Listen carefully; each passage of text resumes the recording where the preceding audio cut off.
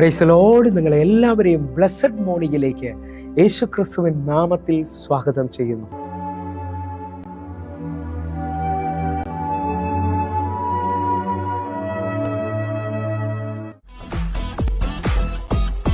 ഈശോരുവാതി തുറന്നാൽ ആർക്കും അടപ്പാനാവുകില്ല. ഈശോരുവാതിലടച്ചാൽ ആർക്കും തുറപ്പാനാവുകില്ല. ഈശോരുവാതി തുറന്നാൽ ആർക്കും അടപ്പാനാവുകില്ല. ഈശോരുവാതിലടച്ചാൽ ആർക്കും തുറപ്പാനാവുകില്ല. തുറന്നിടുമേ വാതി തുറന്നിടുമേ, എനിക്കായി വാതി തുറന്നിടുമേ. അടച്ചിടുമേ വാതിൽ അടച്ചിടുമേ, വൈരിൻ വാതിൽ അടച്ചിടുമേ.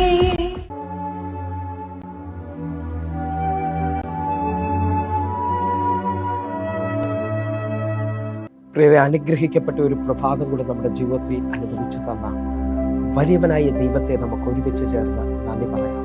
എത്ര പേർ പറയും, ഞാൻ നിന്നതല്ല എൻ്റെ ദൈവം എന്നെ നിർത്തിയതാണ്. ഒന്നുകൂടെ പറഞ്ഞു കഴിഞ്ഞാൽ 2024 ഫെബ്രുവരി മാസം 26 തീയതി വരെയും എന്നെയും എൻ്റെ കുടുംബത്തെയും പ്രത്യേകിച്ച് ഈ പകർച്ചവ്യാധിയിൽ നിന്നും അനേക പ്രതികൂലത്തിൽ നിന്നും പ്രതിസന്ധിയിൽ നിന്നും കണ്ണിലെ കൃഷ്ണമണി പോലെ സൂക്ഷിക്കുകയും വിടുവിക്കുകയും ചെയ്ത വലിയവനായ ദൈവത്തിന് നന്ദി പറഞ്ഞുകൊണ്ട് ഈ പ്രഭാത ചിന്തയിലേക്ക് നമുക്ക് ഒരുമിച്ച് അടുത്തു വരാം. മനുഷ്യൻ അടച്ച വാതിലുകളെ തുറക്കുന്ന ദൈവം.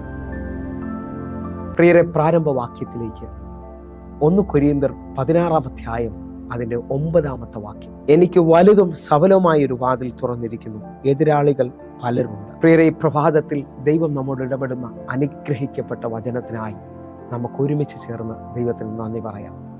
എന്നെ ശ്രദ്ധിക്കുന്ന പ്രിയരെ, ഈ പ്രഭാതത്തിൽ ഞാനും നിങ്ങളും ദൈവിക ചിന്തയായി ചിന്തിക്കുന്നത് മനുഷ്യർ അടച്ച വാതിലുകളെ തുറക്കുന്ന ദൈവം എന്നുള്ളതാണ്.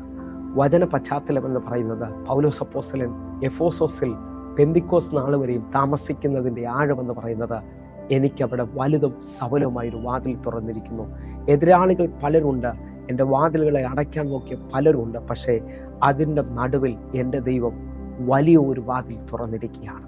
വിശ്വസിക്കുന്നവരുണ്ടെങ്കിൽ ഈ പ്രഭാതത്തിൽ ഞാൻ നിങ്ങളോട് വിളിച്ചു പറയുന്നു, എൻ്റെ ദൈവം നിങ്ങളുടെ മുമ്പിൽ വലിയ ചില വാതിലുകൾ തുറക്കാൻ പോവുകയാണ്. ഒന്നുകൂടെ പറഞ്ഞു കഴിഞ്ഞാൽ, പഴയ നിയമത്തിൽ നോക്കാമെങ്കിൽ യോസഫിൻ്റെ സഹോദരന്മാർ യോസഫിൻ്റെ വാതിലടയ്ക്കുന്നത് കാണാൻ കഴിയും.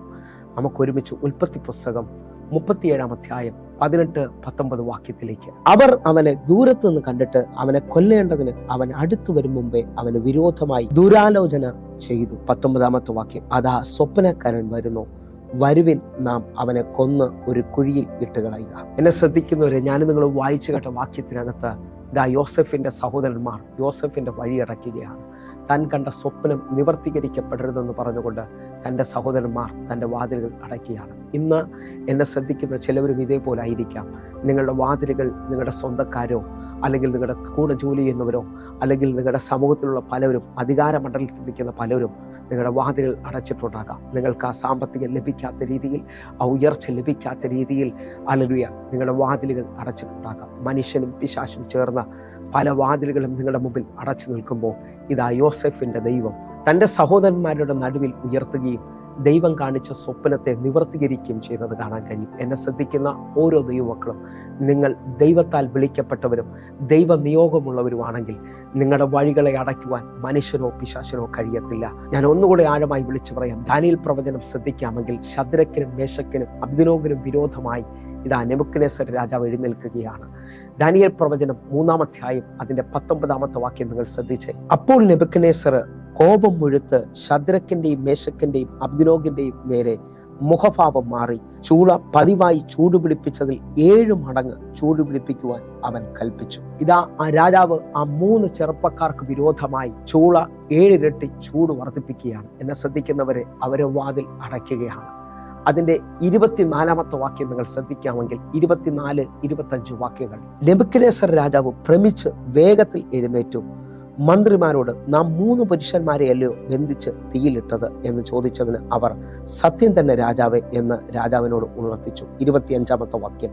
അതിനെ അവൻ, 4 പുരുഷന്മാർ കെട്ടഴിഞ്ഞ് തീയിൽ നടക്കുന്നത് ഞാൻ കാണുന്നു, അവർക്ക് ഒരു കേടും തട്ടിയിട്ടില്ല, 4-ാമത്തെ രൂപം ഒരു ദൈവപുരുഷനോട് ഒത്തിരിക്കുന്നു എന്ന് കൽപ്പിച്ചു. എന്നെ ശ്രദ്ധിക്കുന്നവരെ, രാജാവും കൂടെ നിൽക്കുന്നവരും ആ 3 ചെറുപ്പക്കാരുടെ വാതിൽ അടയ്ക്കുമ്പോൾ, അവരെ ബന്ധിച്ച് തീയിലിടുമ്പോൾ, എൻ്റെ കർത്താവ് അവരുടെ മധ്യത്തിലേക്ക് ഇറങ്ങി വരികയാണ്, മനുഷ്യൻ അടച്ച വാതിലുകളെ തുറക്കേണ്ടതിനായിട്ട്. എന്നെ ശ്രദ്ധിക്കുന്നവരെ, നിങ്ങൾക്ക് മുമ്പോട്ട് പോകാൻ കഴിയാത്ത രീതിയിൽ മനുഷ്യനും അധികാരികളും നിങ്ങളുടെ വാതിൽ അടച്ചിട്ടുണ്ടെങ്കിൽ, ഹല്ലേലൂയ, എൻ്റെ ദൈവത്തിൻ്റെ കരം നിങ്ങൾക്ക് വേണ്ടി വെളിപ്പെടാൻ പോവുകയാണ്. ഒരുപക്ഷെ ഈ മാസം ഇനി വഴിയില്ല എന്ന് പറഞ്ഞുകൊണ്ടായിരിക്കാം ശ്രദ്ധിക്കുന്നത്. ഇതാ, മനുഷ്യൻ അടച്ചതിൻ്റെ നടുവിൽ ദൈവം ഇറങ്ങി വരികയാണ്.